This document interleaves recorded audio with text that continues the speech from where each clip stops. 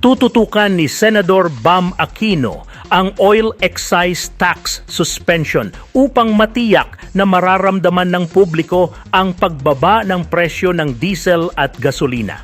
Ayon kay Aquino, mahalagang masigurong direktang napapakinabangan ng mamamayan ang oil excise tax suspension dahil ang pagtaas ng presyo ng krudo ay nagdudulot din ng pagtaas sa presyo ng mga pangunahing bilihin. Kailangan ho ng tulong sa ating transport workers, kailangan po ng tulong sa mga maliliit na negosyo dahil karamihan po ng Pilipino dito po nagtatrabaho.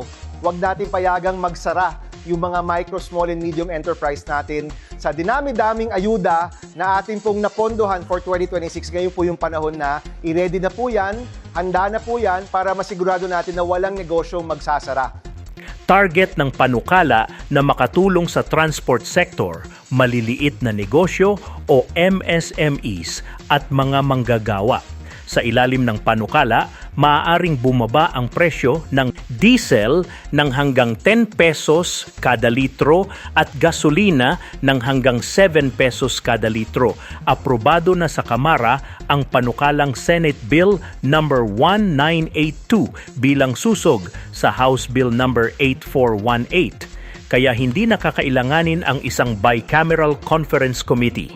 Hinihintay na lamang ang pirma ng Pangulo upang maging ganap itong batas.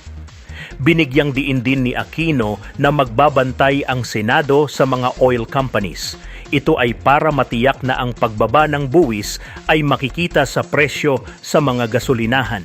Sa gitna ng krisis sa Middle East, nananawagan ang senador ng agarang aksyon upang maprotektahan ang kabuhayan ng mga Pilipino at maiwasan ang pagsasara ng mga negosyo.